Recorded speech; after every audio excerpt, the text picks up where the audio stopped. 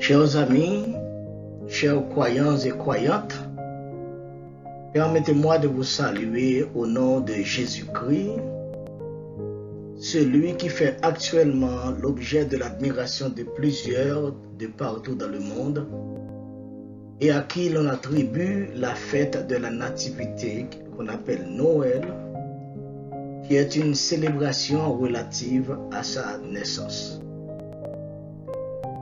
Je suis le pasteur Sagesse Joseph. C'est un plaisir pour moi de pouvoir partager avec vous aujourd'hui un message qui est pour certains un espoir et pour d'autres une désolation. Mon désir est que ce message devienne un espoir pour tous ceux qui sont encore dans la privation spirituelle et pour les croyants et croyantes qu'il renforce votre foi en notre Seigneur et Sauveur Jésus-Christ, à qui appartiennent la domination, la gloire et le règne. Aujourd'hui, je vais vous entretenir sur la portion de l'Écriture qui se trouve dans Ésaïe, le chapitre 9, le verset 5, et Daniel, le chapitre 7, versets 13 et 14, qui se lit ainsi. Car un enfant nous est né, un fils nous est donné, et la domination reposera sur son épaule. On l'appellera admirable, conseiller, Dieu puissant, Père éternel, prince de la paix. Daniel 7, versets 13 et 14. Je regardais pendant mes visions nocturnes, et voici, sur les nuées des cieux arriva quelqu'un de semblable à un fils de l'homme. Il s'avança vers l'ancien des jours, et on le fit approcher de lui. On lui donna la domination, la gloire et le règne, et tous les peuples, les nations et les hommes de toute langue le servirent. Sa domination est une domination éternelle qui ne passera point, et son règne ne sera jamais détruit. Le concept sur lequel nous voulons attirer votre attention aujourd'hui est la domination de Christ. Et nous pouvons peut-être dire, la domination de Jésus-Christ fait-elle une différence? La domination de Jésus fut prédite par l'Ancien des jours, qui est Dieu, aussitôt que nos deux premiers parents chutèrent dans le jardin d'Éden. Après avoir appliqué sa sentence à tous les trois, Dieu s'adressa au serpent, qui est la figure de Satan le diable, en lui disant « Je mettrai inimitié entre toi et la femme, entre sa postérité et ta postérité. Celle-ci t'écrasera la tête et tu lui blesseras le talon. » Genèse, le chapitre 3, verset 15. Cette prophétie, mère de toute prophétie biblique, se verra réalisée sans équivoque il y a plus de 2020 ans déjà. Elle a été une déclaration formelle, directe et en présentiel, dont les témoins oculaires, Adam et Ève, ainsi que le serpent, furent trouvés inclusivement coupables de désobéissance et de mensonge envers Dieu. Des millénaires après, Dieu révéla son plan clairement à plusieurs prophètes, dont Ésaïe et Daniel, en avertissement et encouragement pour l'homme, afin de leur rappeler qu'il tient toujours à ses paroles pour les exécuter. Ainsi, nous voyons Ésaïe et Daniel en particulier prophétiser sur la naissance de Jésus-Christ, la postérité de la femme qui devait écraser la tête de Satan, le diable. Un exploit tant attendu. Exceptionnellement, ces deux principaux prophéties décrivent très clairement comment tout ceci allait se réaliser. Ésaïe nous a amené à comprendre que la postérité de la femme allait hériter d'une forme humaine, un enfant mâle sur qui aura reposé toute domination. Alors que Daniel, pour sa part, décrit pleinement que cette souveraineté est attribuée à Jésus-Christ par Dieu lui-même sous trois formes: domination, gloire et règne sur tout ce qui existe et dans les cieux et sur la terre. Ceci implique, sans exception aucune, que tous les peuples, toutes les nations, tous les hommes, toutes les langues doivent le servir en s'inclinant devant sa majesté.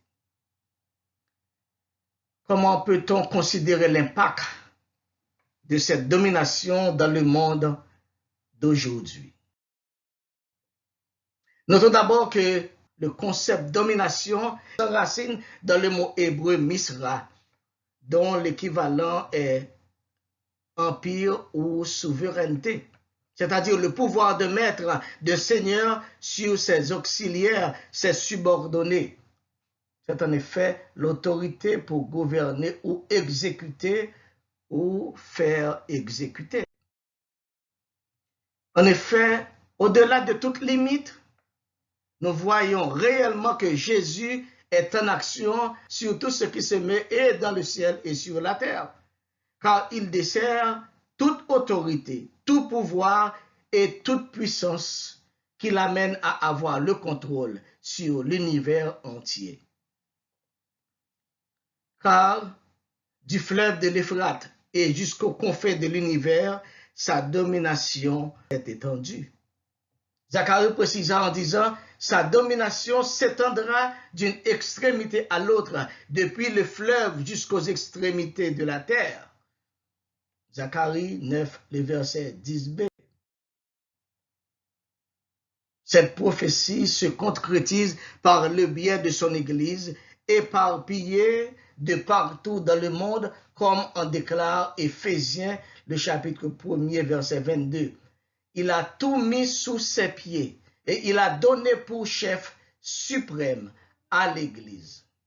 En d'autres termes, l'Église est en effet une plantation de Jésus dans le monde pour servir de témoignage à sa domination.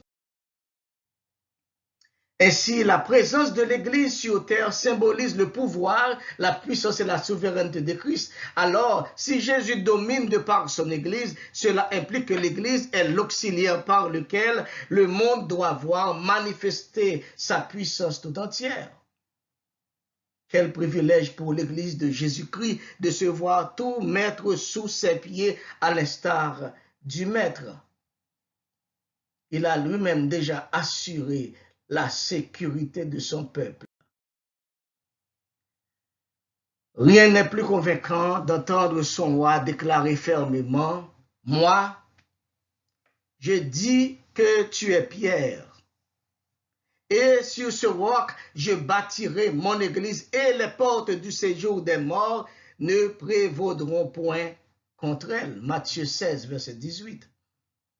Combien de fois le monde des ténèbres cherche constamment à renverser le fondement de l'Église, mais en vain.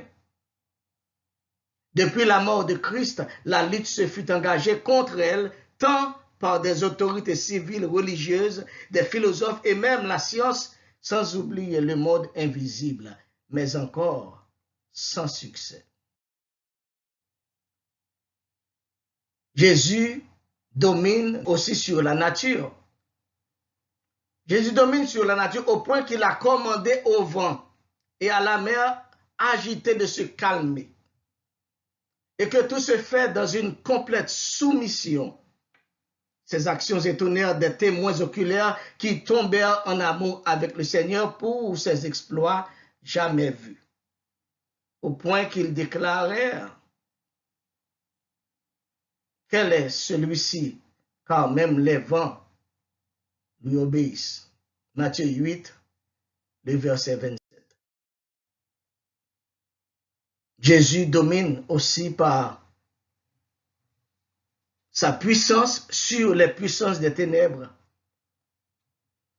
Jésus n'a pas seulement le pouvoir de domination sur l'Église et la nature, mais aussi sur tous les esprits impurs et sur Satan lui-même. Marc confirme tout ceci dans le chapitre 1er de son livre, le verset 27, en disant « Tous furent saisis de stupéfaction, de sorte qu'ils se demandèrent les uns aux autres, « Qu'est-ce que ceci? Une nouvelle doctrine.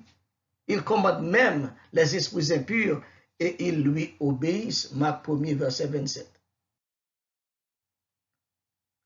Plus loin, nous voyons aussi que Jésus a su exercer sa domination même sur les puissances célestes. Comme en témoigne en ces termes l'apôtre Pierre, assis à la droite du Père, il est imprégné d'une autorité qui le place sur les anges, les pouvoirs et les puissances. 1 Pierre 3, verset 22. Jésus n'a non seulement dominé sur l'Église, la nature, les puissances terrestres et célestes, mais on peut aussi voir que sa domination est éternelle. Ce qui est encore plus rassurant, c'est que la domination de Jésus-Christ n'a pas de limite ni dans le temps, ni dans l'espace, car elle est éternelle. Daniel chapitre 7, verset 14, l'a bien souligné dans sa prophétie en disant « Sa domination est une domination éternelle qui ne passera point et son règne ne sera jamais détruit. » Plus loin, nous allons voir que cette domination a eu sa base dans un concept que tout le monde cherche à comprendre, celle de la lumière. Jésus domine par sa lumière sur tout ce qui se meut, et dans le ciel et sur la terre.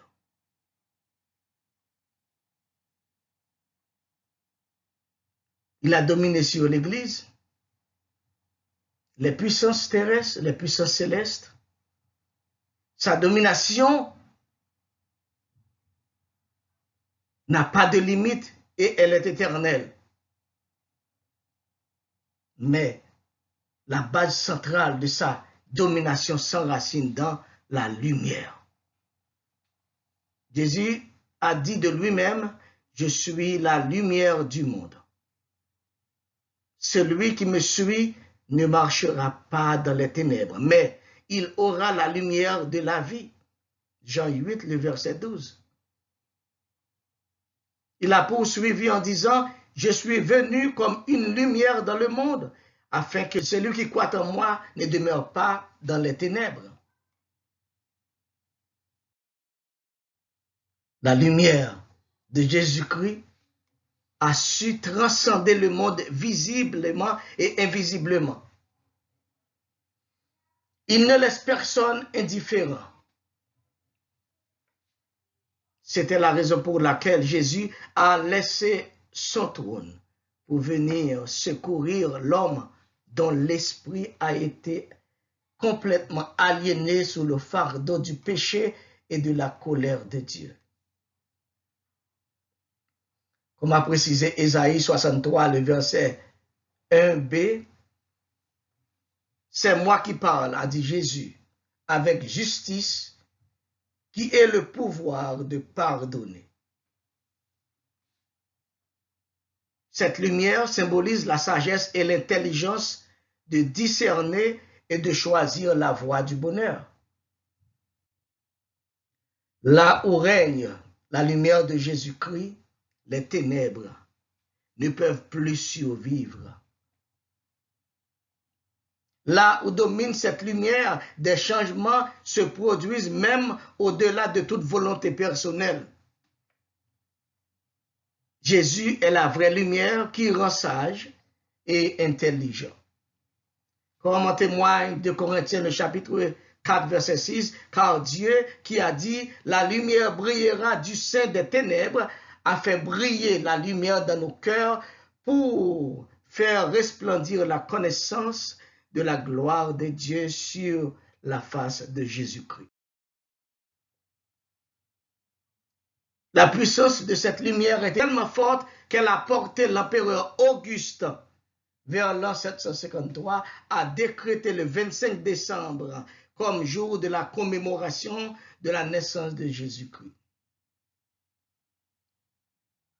L'empereur Théodose II l'a lui-même officialisé en faisant remplacer toutes les autres fêtes païennes du solstice d'hiver par celle de la naissance de Jésus-Christ.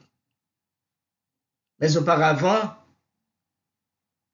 l'empereur romain Constantin décida lui-même de fêter la naissance de Jésus-Christ le 25 décembre à partir de l'an 336, après avoir été converti au christianisme. Quelle merveille! Ce n'est pas sans raison que les hommes s'accrochèrent si fortement à cette date,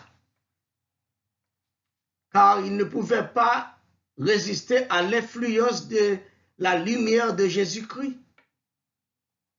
Psaume 119, le verset 130, avance. La révélation de tes paroles est claire. Elle donne de l'intelligence à ceux qui manquent d'expérience. Jean nous a dit dans le chapitre 8, verset 12, Jésus leur parla de nouveau et dit, « Je suis la lumière du monde. Celui qui me suit ne marchera pas dans les ténèbres, mais il aura la lumière de la vie. » Malheureusement, nombreux sont ceux et celles qui ont choisi délibérément de tourner les dos à la lumière et en s'accrochant plutôt aux ténèbres qui donnent la mort. En ces derniers temps, il y a tant de diversions et d'extrapolations sur la question de la célébration de la naissance de Jésus-Christ. Et la date est le 25 décembre. Soyez donc vigilants, car il n'y a rien de mauvais dans la commémoration de la naissance de notre Sauveur. Jésus lui-même nous a invités à faire tout ce qui est bien et tout ce qui est juste, pourvu que la motivation se rapporte réellement à qui l'honneur est dû. Car la postérité de la femme nous était née, le Fils nous a été donné. Et la domination est maintenant reposée sur son épaule. Les visions de Daniel et d'Ésaïe ont atteint leur dessein. La domination, la gloire et le règne appartiennent à Jésus-Christ. Et de partout dans le monde, tous les peuples, les nations et les hommes de toutes langues sont en train de le célébrer et le servir aujourd'hui. Sa domination est une domination éternelle qui ne peut être contredite ni se retirer. Célébrons donc avec fierté notre Seigneur en cette période et tout le long de l'année. Joyeux temps des fêtes à tous et à toutes. Que Dieu vous soit en aide.